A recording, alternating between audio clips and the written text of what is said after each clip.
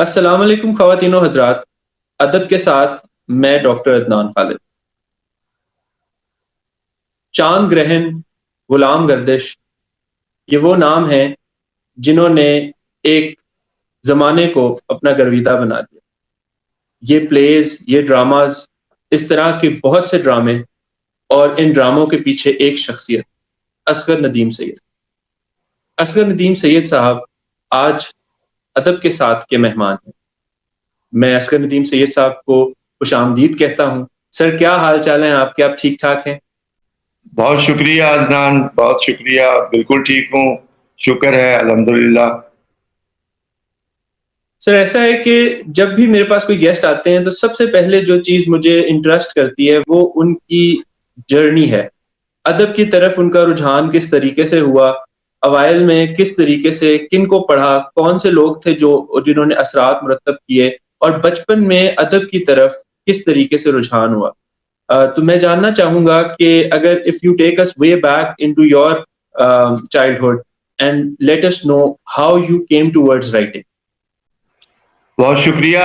اصل میں میری خوش قسمتی، میری جنریشن جو بھی میرے ساتھ رہی اس وقت سے اب تک ہے، ان سب کی ایک خوش قسمتی رہی کہ ہم ایک ایسے دور میں پاکستان کی ایک ایسی نسل کے طور پر سامنے آئے کہ جب اداروں کی حرمت موجود تھی.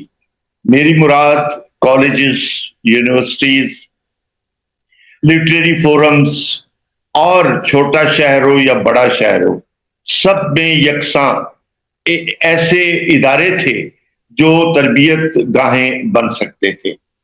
اور اس میں خاص طور پر ہمارے قہوہ خانوں کا کلچر آباد تھا. ابھی عدنان یہ دور جو ہے کمرشلائزیشن کا، مارکیٹنگ کا، اس کی دور دور تک کوئی نشانی نہیں تھی.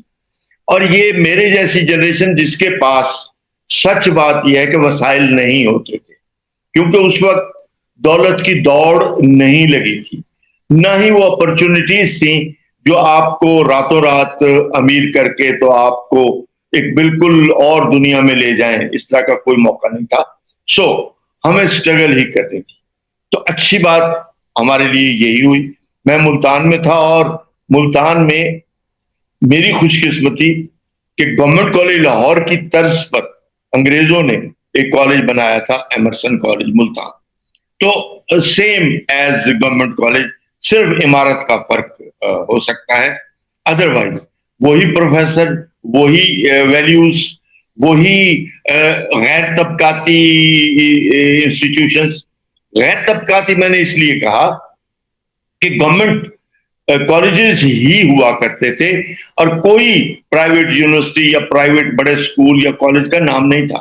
سو وہاں پر ایک مل مالک کا بیٹا بھی پڑھتا تھا، میرا کلاس فیلو تھا.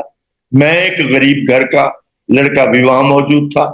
بڑے گھروں کے ذمہ داروں کے بچے بھی موجود تھے، جاگیرداروں کے بچے بھی موجود تھے، بڑے لائرز کے بچے بھی موجود تھے. گویا ایک بالکل ڈیموکریٹک آنےسٹ اپرچونٹی تھی کہ جس میں اگر آپ میں ٹیلنٹ ہے تو آپ آ جاؤ. تو کوئی آپ کو روکے گا نہیں، صرف اس لیے کہ آپ کے کپڑے جو ہیں وہ دوسروں کے کپڑوں سے کمتر ہیں یا آپ کے جوتے کمتر ہیں. ایسا کچھ نہیں ہوتا. سو میں نے اپنی کالج لائف کو انجوائے کیا، اور ملتان کو انجوائے کیا، کیونکہ قہوہ خانوں کا وہ کلچر تھا اور لائبریریوں کا کلچر تھا. یہ جتنے قدیم شہر عدنان ہوتے ہیں ان سب کی ایک مشترک صفت ہوتی ہے. قصہ گو ہوتے ہیں وہاں قہوہ خانے ہوتے ہیں، وہاں لائبریریاں ہوتی ہیں.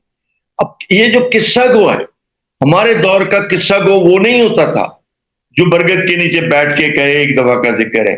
ہمارے ہاں قصہ گو ہر پیشے میں، ہر شعبے میں موجود تھے، مگر ان کا طریقہ اپنا تھا. مثلا آ کے بیٹھ گئے، آپ نہیں بھی جانتے تو وہ شروع ہو گئے، وہ جی میں اب آپ کو کیا بتاؤں، ایک زمانہ تھا جب میں چلا تھا فلاں جگہ سے، پہنچا تھا فلاں جگہ. سو قصہ شروع. سو اس ماحول میں مجھے بہت آسودگی یہ ملی کہ کالج میں لٹریچر کی ماحول کی وجہ سے، لائبریری کی وجہ سے، دوستوں کی وجہ سے، تو میں نے اپنا سفر دھیرے دھیرے آہستہ آہستہ، یہ جو عدنان آج آپ روز یوٹیوب پہ دیکھتے ہیں، ایک نئے شاعر کی رونمائی، ایک نئے علاقے میں ایک نئی محفل، مجھے یہ اچھا لگتا ہے، ایسی بات نہیں ہے، لیکن یہ ان کو دھیرے چلنا چاہیے. ہم لوگ بہت آہستہ چلے ہیں، تو کہتے ہیں جو بہت آہستہ چلتا ہے وہ دیر تک چلتا ہے، وہ تھکتا نہیں ہے. سو میرا سفر، میں I am proud of it کہ مجھے کوئی جلدی نہیں تھی. اچھا، جلدی ہم میں سے کسی کو نہیں تھی. تو میں نے جب کالج کے زمانے میں لکھنا شروع کیا تو مجھے نہیں معلوم تھا کہ میں لکھ سکوں گا، لیکن کوئی بات نہیں، ہم تو اسٹرگلر تھے، اور کرنے میں کوئی برائی نہیں ہے، اچھی بات ہے.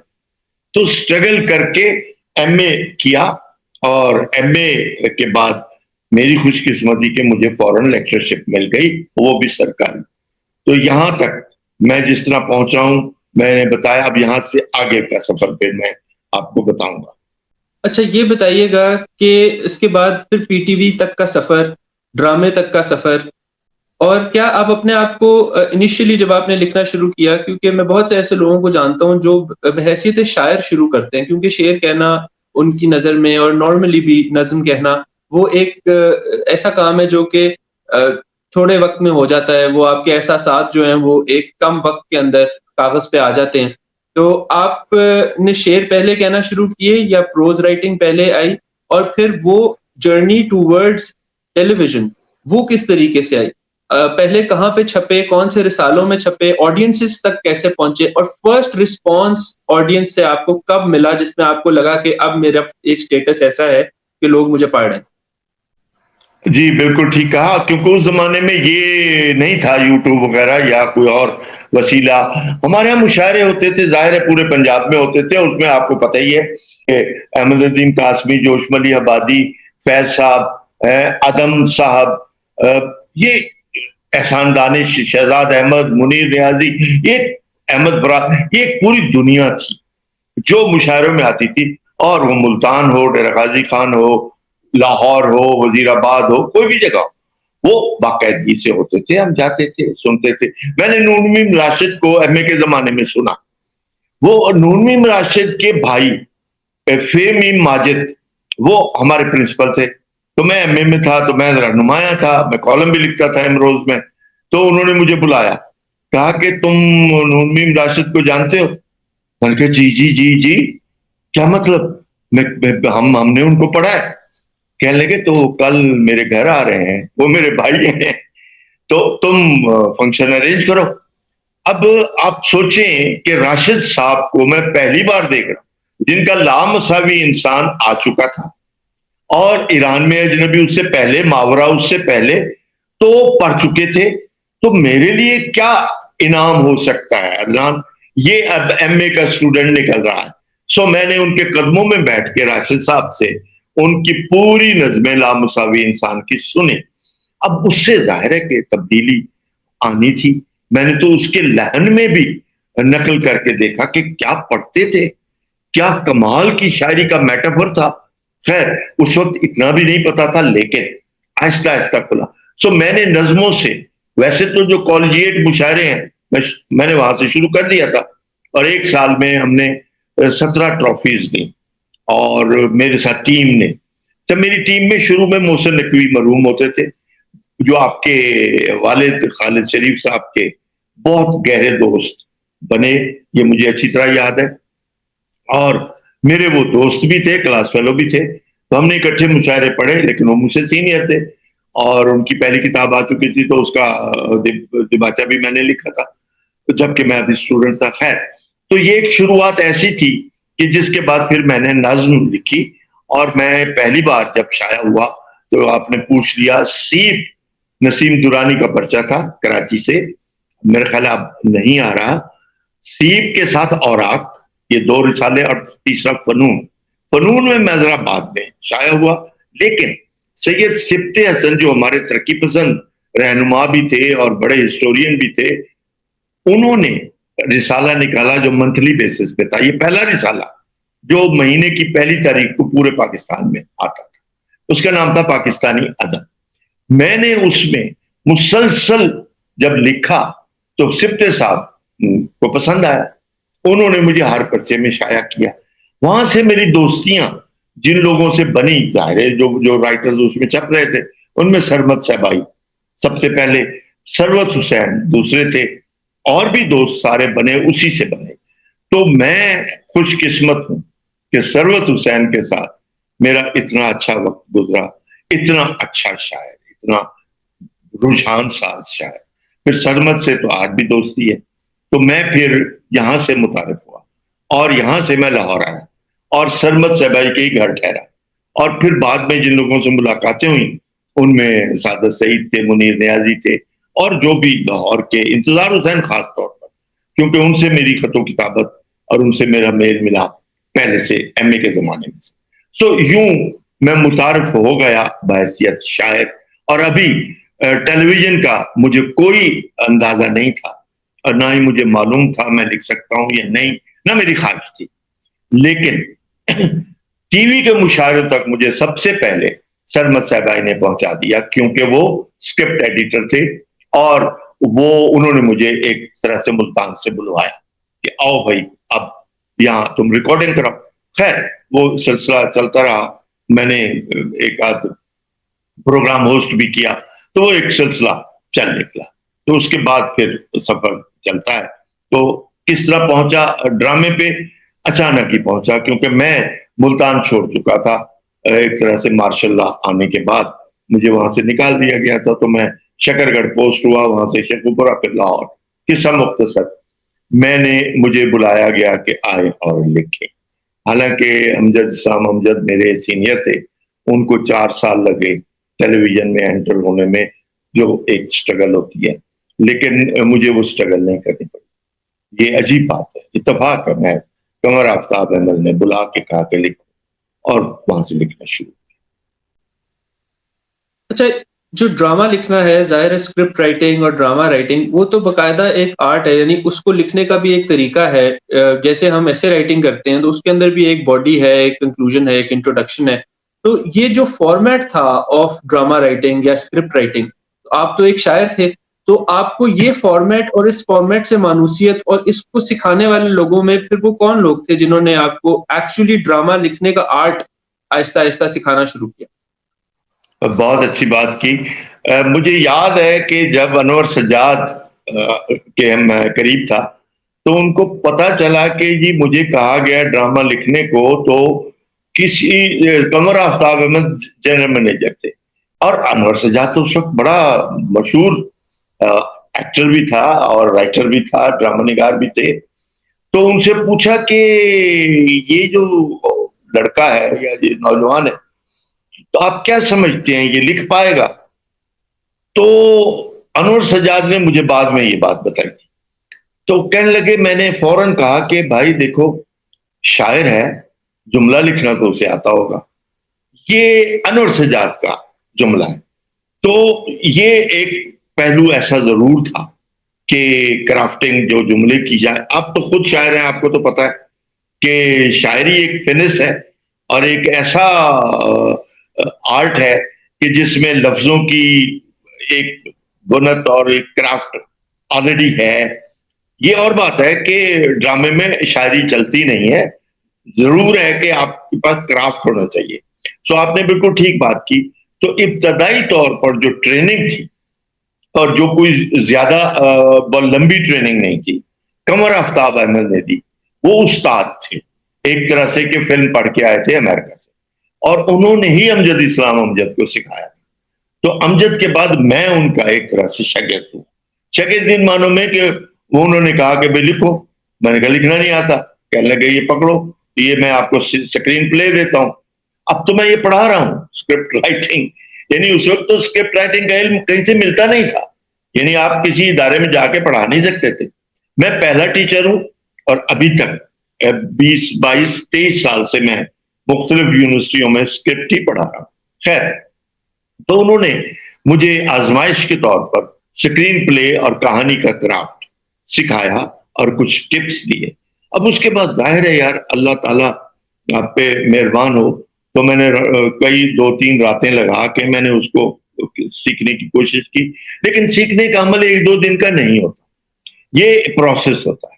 تو میں نے بھی ٹائم لیا نیچرلی، یعنی پہلا سیریل میں نے اگر ایک ایڈیپٹیشن کی تو وہ 83 میں ہے، تو میرا پہلا اوریجنل سیریل 86 میں ہے، 3 سال تو لگے۔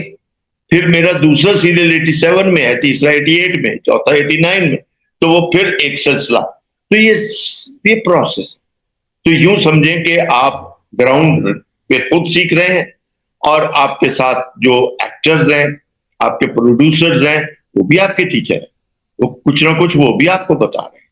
اور کچھ اشفاق احمد کے پلیز ہم دیکھ رہے تھے، اور خان صاحب سے ملاقات بھی تھی، انہوں نے شفقت بھی کی، تو انہوں نے بھی 2-4 ٹپس دی، اور وہ ٹپس بالکل دانش جو ہوتی ہے، پرانی دانش اس طرح کی تھی۔ مثلا میں نے پوچھا، بابا جی ڈائلاگ کیسے کہتے ہیں؟ تو ان کا جملہ تھا، بیبا گل سن جی میں بندہ بندے نال گلاں کرتا ہے، اے ڈائلاگ۔ اب اس میں دانش ہے، تو آپ سیکھنے والے کے لیے تو بہت کچھ ہے۔ تو اس طرح سے پھر یہ پروسیس چلتا رہا۔ اچھا، آپ کا پہلا پلے اگر کچھ یاد ہو کون سا تھا، اور اس پلے کو یا جو ٹیلی ویژن کے اوپر آیا اس کو کیسا رسپانس ملا، اور اس میں کیا لرننگ کرو تھا، اور پھر وہ پہلا پلے جس نے آپ کو ریکگنیشن دی وہ کون سا پلے تھا؟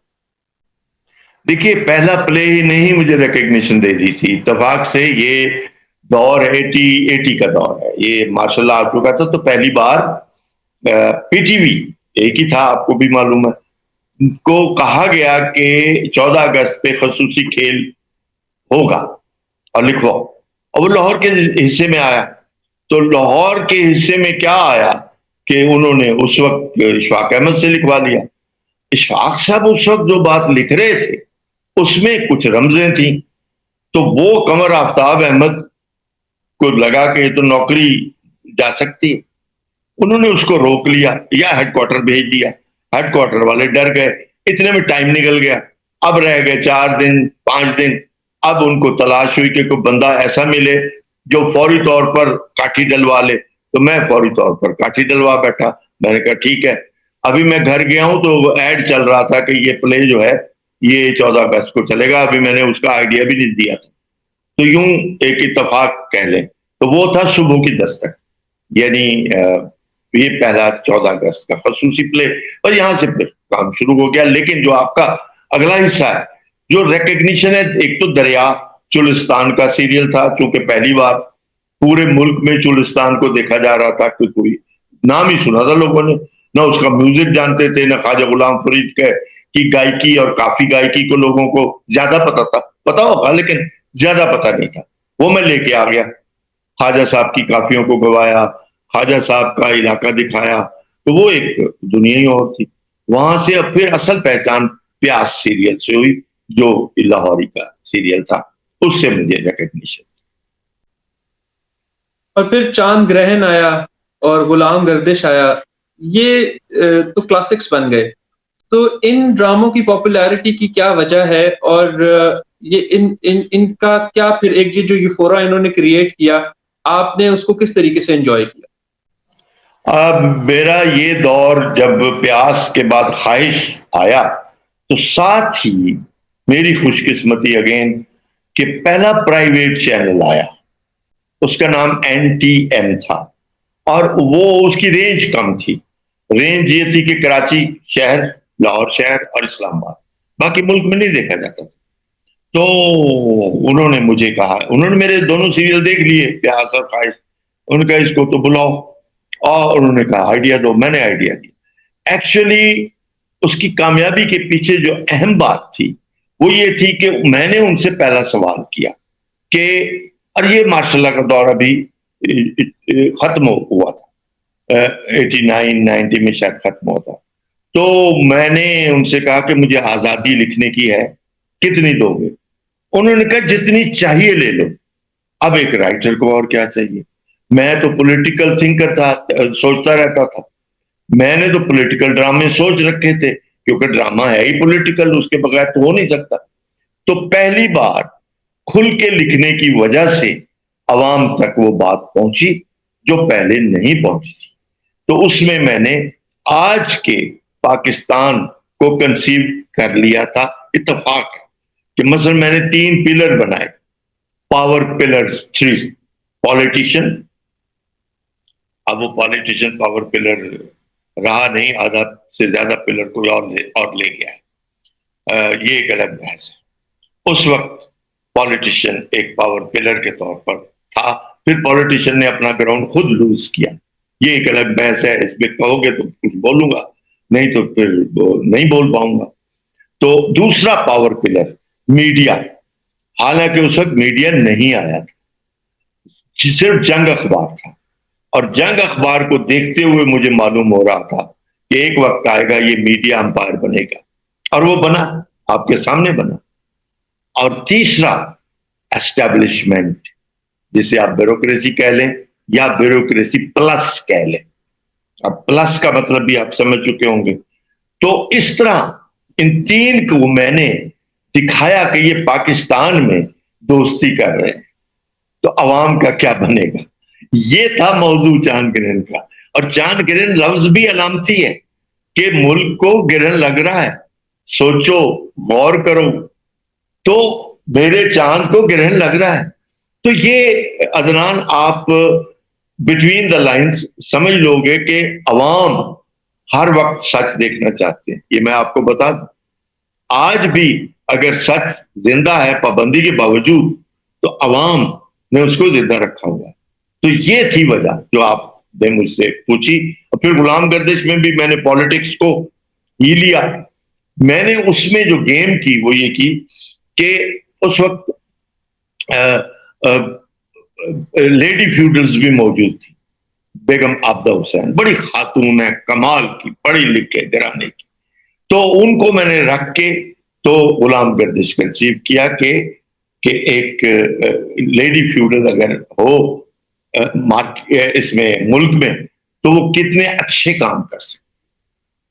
اگرچہ معاشرہ اس کو برے کام کی طرف ہی لے کے جانے کی کوشش, لیکن وہ مصر رہتی ہے. پھر وہ بنا تو انہی کا دور تھا.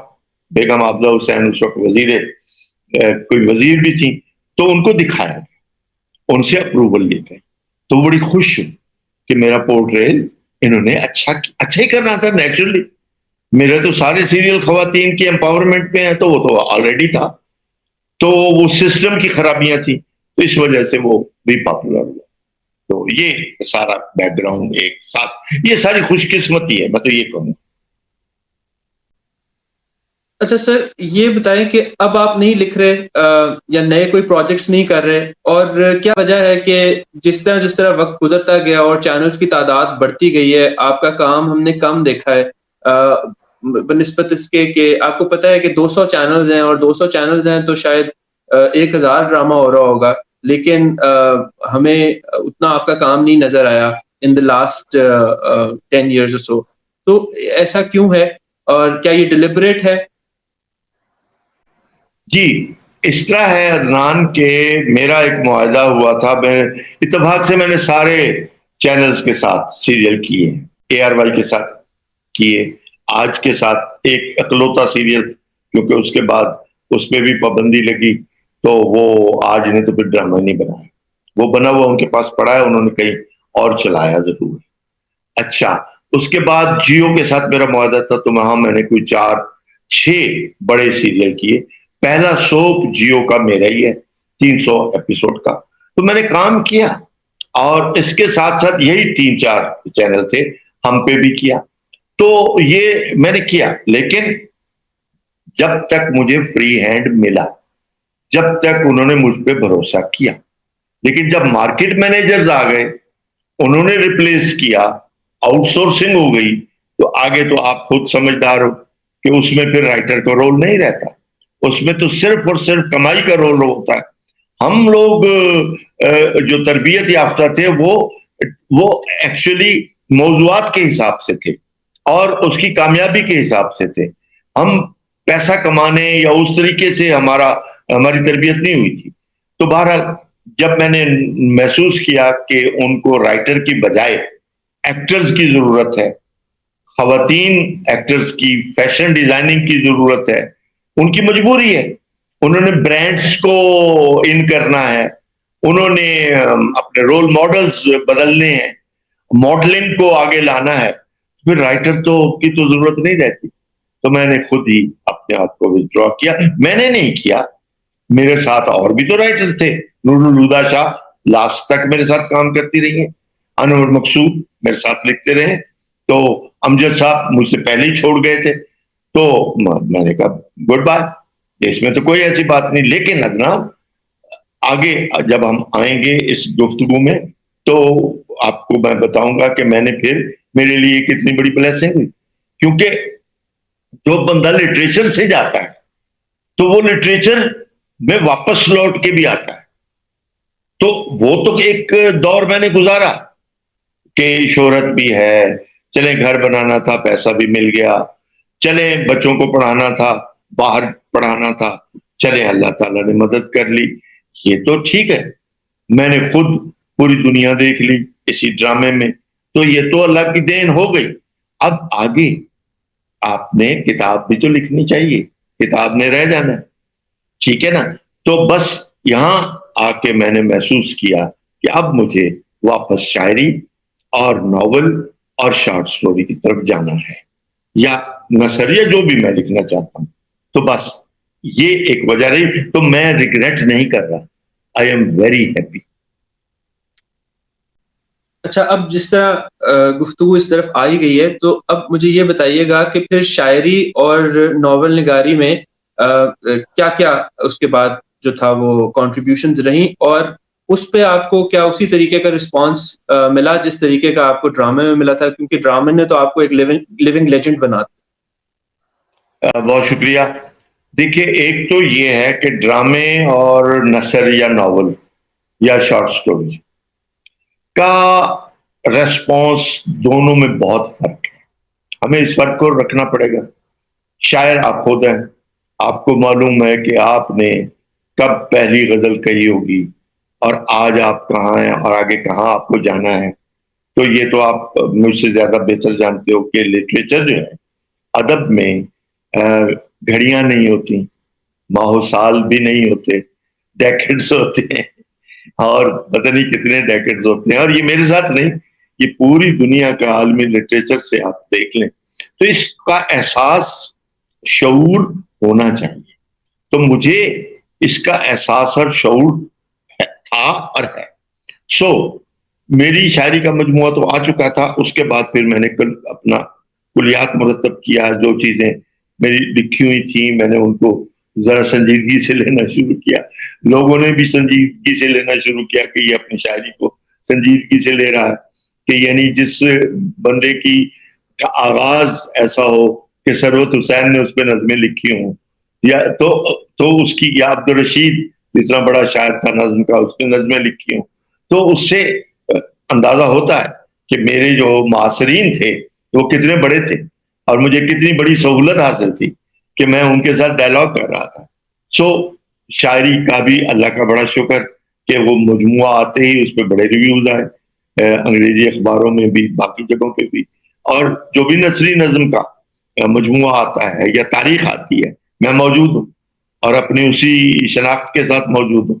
پھر میں نے 3 ناول لکھے، شارٹ سٹوریز کا ایک مجموعہ آیا. ناولز کی بھی بھرپور پذیرائی جو کہ میری توقع سے بھی زیادہ تھی، کیونکہ میں ناول بھی کوئی ایسے تو نہیں لکھ رہا تھا بے معنی یا کوئی ٹیکنیک کا تجربہ کر رہا تھا. نہیں، مجھے تو ناول میں کچھ کہنا تھا. مجھے یہ چکر نہیں تھا میرا کہ میں لوگوں کو چونکا دوں کہ میں یہ نئی ٹیکنیک لے کے آیا ہوں، اس لیے کہ دنیا میں کوئی ٹیکنیک نئی نہیں ہے. یہ بات بڑی اہم ہے، میں کرنے جا رہا ہوں کہ ساری ٹیکنیکس کہانی کی داستانوں میں آ چکی ہیں. تو ہم کیا تجربہ کریں گے؟ بات کر لیں نا اس پہ. جو لوگ تکنیک کے تجربوں پہ بہت اتراتے ہیں وہ کر لیں مجھ سے ڈائلاگ کہ دنیا کی جتنی بڑی داستانیں ہیں، وہ چاہے چینی ہیں، وہ چاہے جاپانی ہیں، وہ چاہے اردو ہیں، وہ چاہے فارسی ہیں، سب آپ کے سامنے، عدنان صاحب، سب آپ سامنے آ چکی ہیں. تو تجربہ تکنیک کا تو ہو چکا ہے. سو دنیا میں اب کافکا سے بڑا تجربہ کیا ہوگا؟ وہ کافکا کا تجربہ بھی داستانوں سے آیا ہوا ہے. پھر جو مارکیز نے تجربے کیے کیا وہ داستانوں میں سے نہیں آئے؟ میجک ریئلزم کیا داستانوں میں سے نہیں آیا؟ سب آیا, سب دنیا حقیقت جانتی ہے. سو میں نے ٹیکنیک, ٹھیک ہے ٹیکنیک تو ایوالو ہوتی ہے, یہ نہیں کہ بغیر ٹیکنیک کے ناول آتا ہے, لیکن مجھے کچھ کہنا تھا, اصل بات یہ ہے.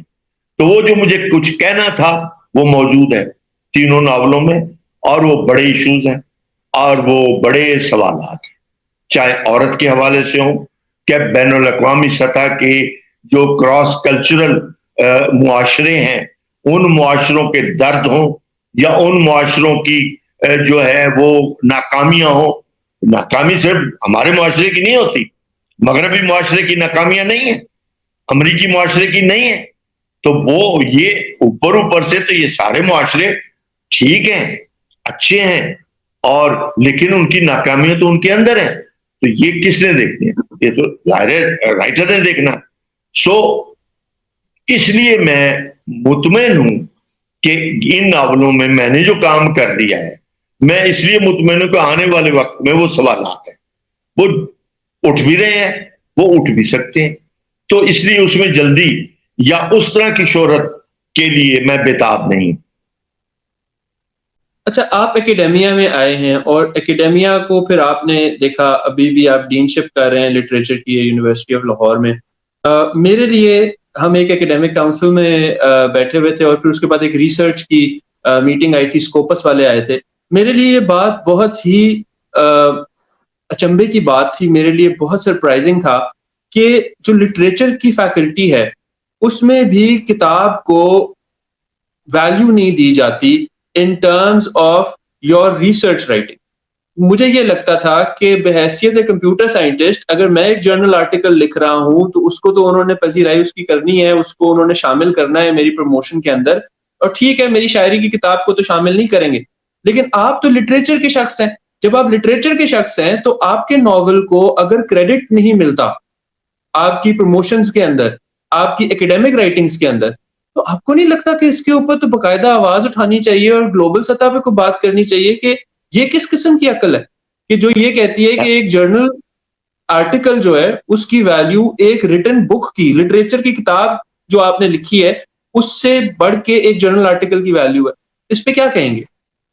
آپ سوال کے اندر جواب موجود ہے. شکریہ بہت کہ آپ نے میرا جواب بھی اس میں لیا ہوا ہے. لیکن آپ نے جیسے بات کی ہے تو اس پہ بات ہونی چاہیے. اب مسئلہ کیا ہے, میرا تو کیریئر ہو چکا, میں تو کسی لائن میں لگا ہوا نہیں ہوں, خوش قسمتی, ٹھیک ہو گئی بات. اچھا, لیکن یہ سوال, یہ جو گڑبڑ ہوئی ہے, یہ یونیورسٹیوں کا جو حال برا ہوا ہے, عدنان تمہارے اس سوال میں اس کا جواب موجود ہے کہ عطاء الرحمان خان صاحب نے, شاید میں ان کو الزام نہیں دے رہا لیکن میں ان کے ہی زمانے میں پڑھا رہا تھا, تو انہوں نے سوشل سائنسز کی جگہ سائنسز کو کہا کہ پروموٹ کرو. او بھائی, سائنسز کو ضرور پروموٹ کرو, پر ٹیکنیشین تو پیدا نہ کرو, سائنسدان پیدا کرو, اتنی اہلیت تو ہو تم میں. یہ ان کی نظر سے بات اوجھل ہو گئی, وہ ماننے کو تیار بھی نہیں ہوں کہ ٹیکنیشین نہیں پیدا کرنے بھائی, تو سائنٹسٹ تو بقول عدنان آپ کے اس وقت ہوگا جب وہ تھرڈ ریٹ ریسرچ جو دوسروں کے چبائے ہوئے نوالے ہیں ان کی ڈاکومنٹیشن نہیں کرے گا. ریسرچ کیا ہے؟ چبائے ہوئے جملوں کی ڈاکومنٹیشن ہے. اور کیا ہے ریسرچ کا تعلق؟ مجھ سے زیادہ تم جانتے ہو کیونکہ تم اس نسل سے ہو جس نے آگے جانا ہے اور جا رہی ہے, کہ اس کا تعلق کریٹیوٹی سے ہے. اگر آپ کوئی نیا بیج کریٹ نہیں کر سکتے تو لعنت ہے اس ریسرچ پہ, اس کو کوڑے میں پھینک دو. مجھے تو بیج چاہیے, مجھے تو سائنٹسٹ چاہیے جو مجھے ایک نئی ایجاد کر کے دکھا دے کہ یہ دیکھو پانی کو بہتر کرنے کے یہ 3 اور طریقے ہیں, مجھے بتائے نا. خیر, لمبی بحث ہے, अब मैं आता हूं उसी बात पे।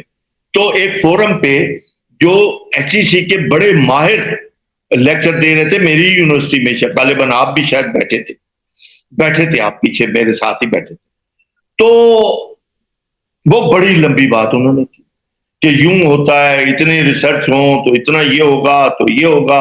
और उन्होंने एक और बात की जिससे वो पकड़े गए अदनान, उन्होंने कह दिया कि यूनिवर्सिटीज की रैंकिंग में ये भी शामिल है कि किस यूनिवर्सिटी के पास नोबेल लॉरिएट है या उसकी कितनी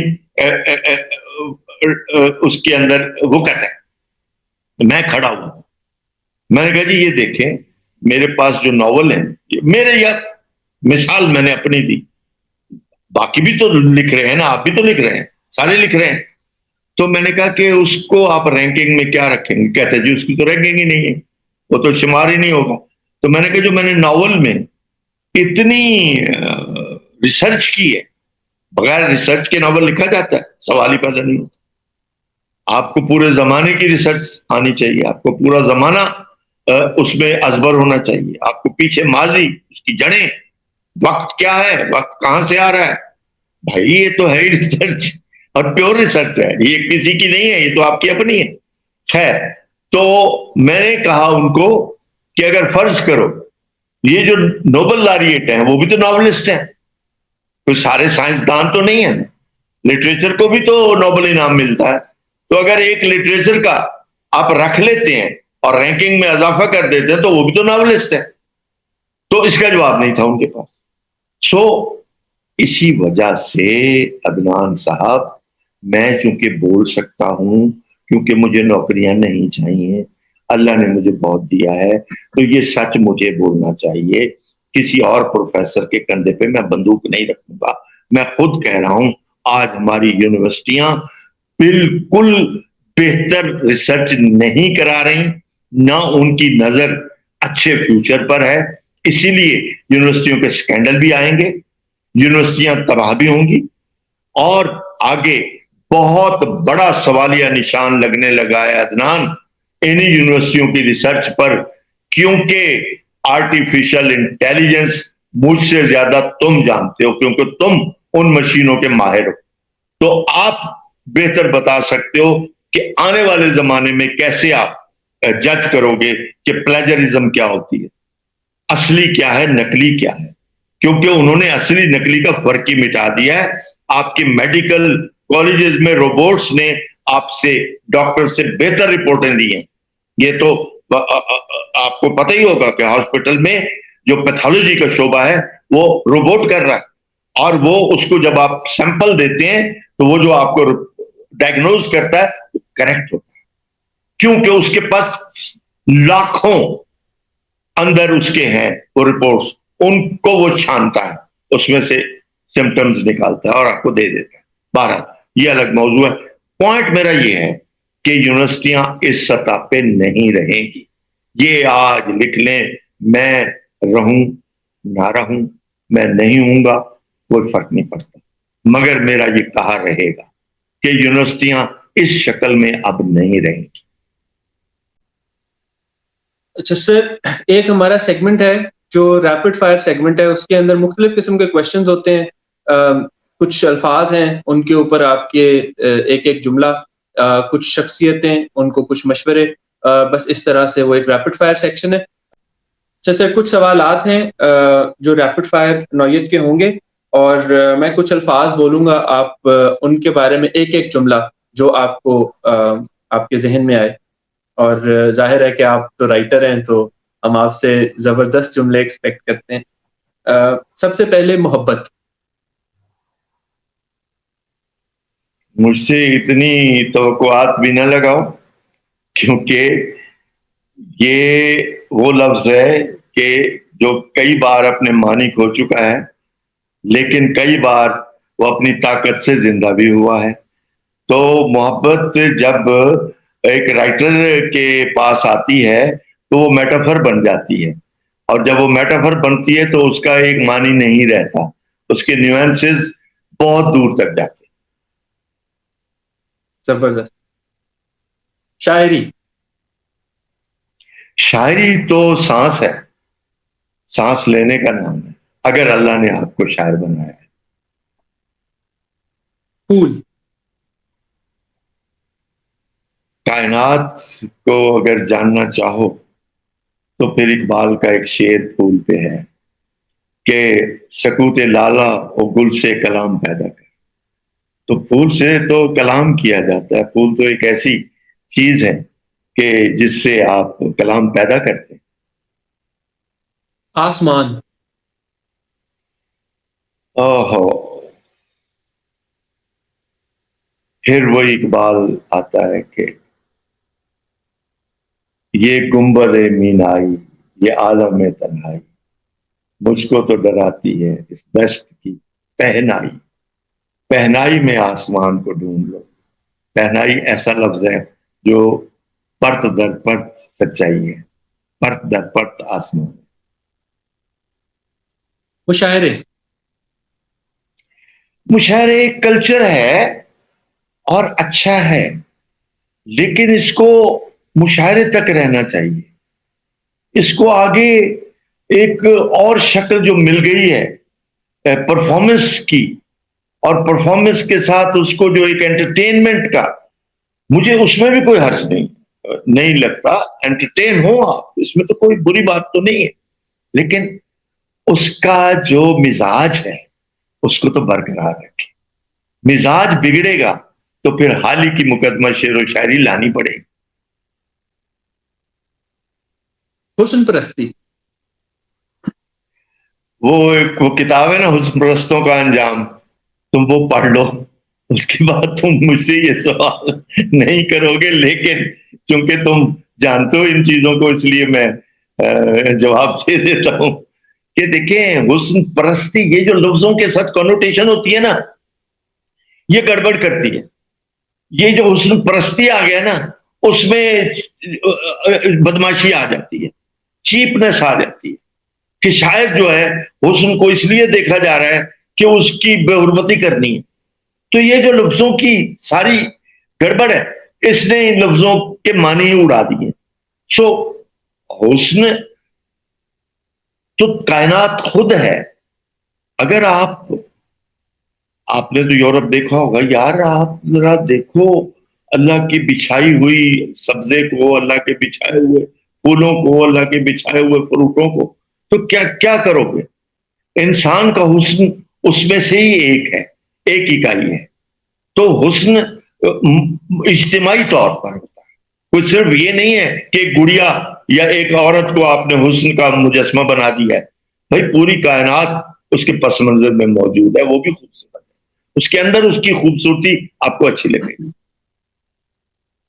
मुशायरे में ताली।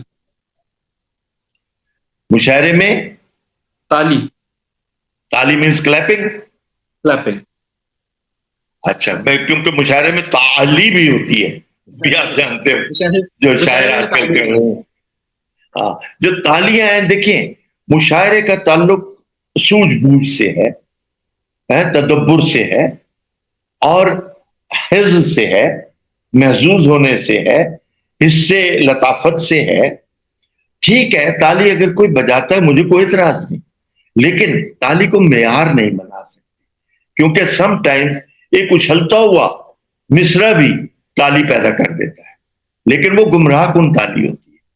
वो शायद समझता है कि बस मुझे यहीं रुक जाना चाहिए। तो इसलिए मैं नहीं समझता कि ताली कोई ज्यादा काबिल एतबार चीज।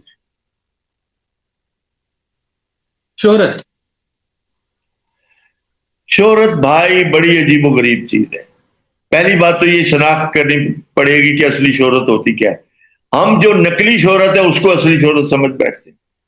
ये पहले तो डिफाइन होना है। ये बहुत सारे, इसलिए बहुत सारे लोगों को जब शोहरत चढ़ जाती है और वो अपने आपे से निकल जाते हैं, दरअसल वो शोहरत होती ही नहीं है, वो धोखा होता है शोहरत का जो उनको चढ़ जाता है।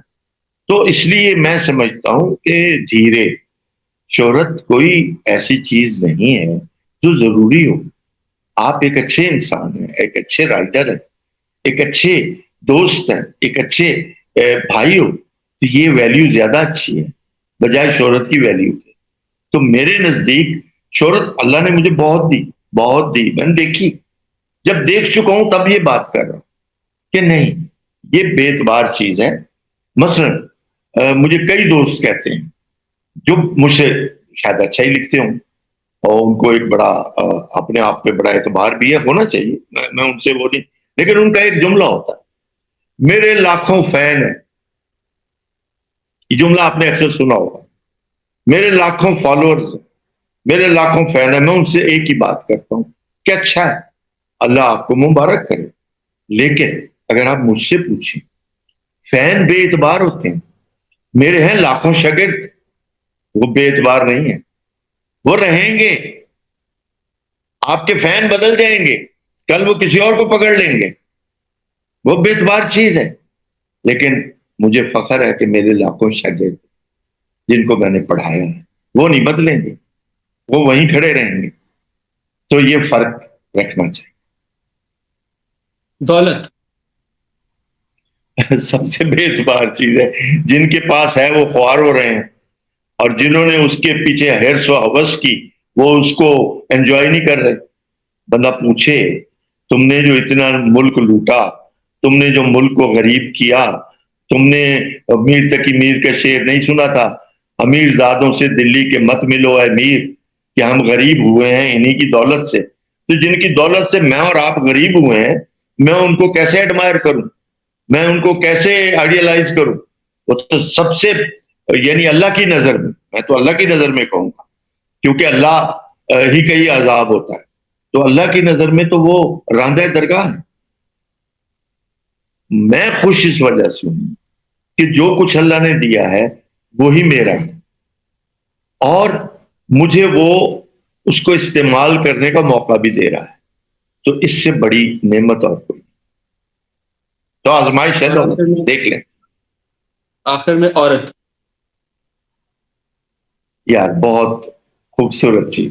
اللہ تعالیٰ نے جو بھی انسان کے زوج کیے، یعنی مرد اور عورت، تو یہ اس کی ظاہر کمال ہے. یعنی اللہ تعالیٰ کی تخلیق کے کمالات میں سے یہ چیز ہے، غور کریں تو. اور پھر اس کے جو رتبے ہیں، وہ بیٹی کا کیا کیا رتبہ ہے، کیا بہن کا، ماں کا، محبوبہ کا، محبوبہ کا رتبہ بھی، بیوی کا رتبہ بھی کتنا بڑا رتبہ ہے اگر اس کو سوچا جائے تو.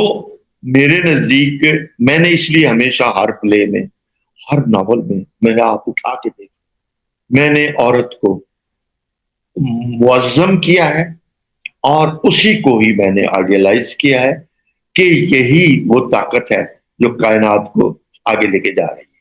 اور اس کے ساتھ جو ناانصافیاں تھیں، میری ہر تحریر، ہر ڈرامہ، کوئی اٹھا کے دیکھے، فیمیل اورینٹڈ ہے اور اسی کے دکھوں کے ساتھ. تو یہ تو مسلمہ بات ہے.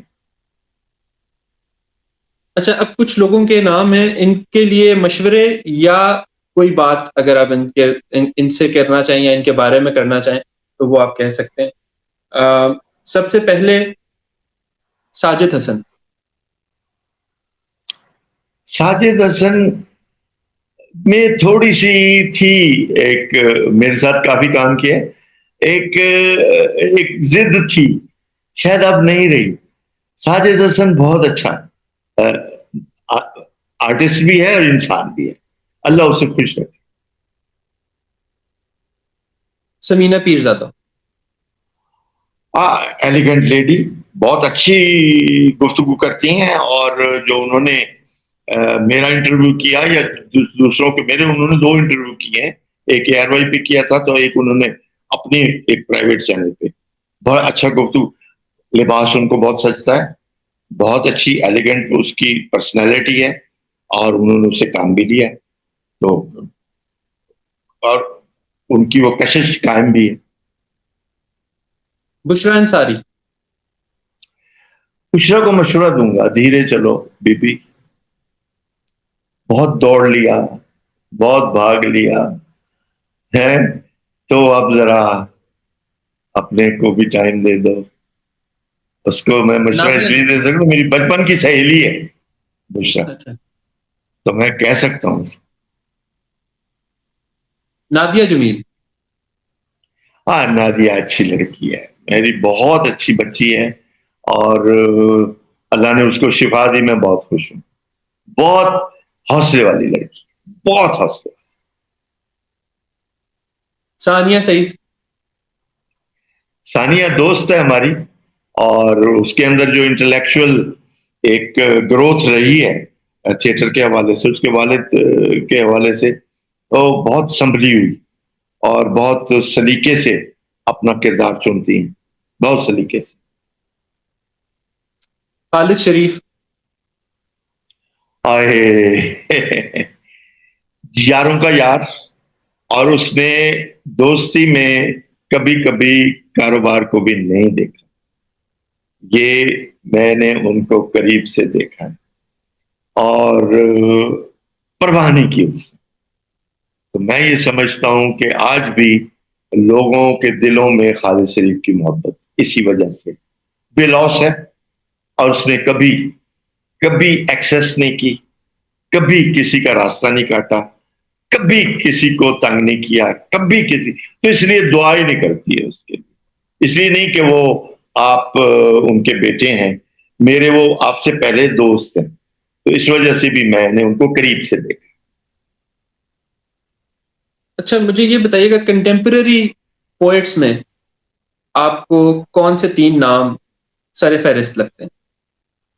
دیکھیے جی، کنٹمپریری جو اس وقت موجود ہیں، اللہ انہیں زندگی دے، ان میں افتخار عارف کا نام اہم ہے، لیکن ایک خاص کانوٹیشن کے ساتھ ہے. اسی طرح عباس تابش کا نام بہت اچھا نام ہے. ظفر اقبال ہمارے کنٹمپریری موجود ہیں، انور شعور موجود ہیں، تو میں سمجھتا ہوں کشور ناہید موجود ہیں. تو یہ 1 2 3 کی بات میں نہیں شاید کر پاؤں، لیکن اس طرح میں ضرور دیکھوں گا کہ ایک مزاج، ایک رچ دور ہے، ایک اچھا دور ہے کہ جس میں یہ سب موجود ہیں. میرے خیال ہے آپ بھی اس کو سمجھ رہے ہو گے کہ ایک شاعر نہیں ہوتا ایک زمانے میں، خالی غالب ہوتا نا، تو غالب مارا گیا تھا.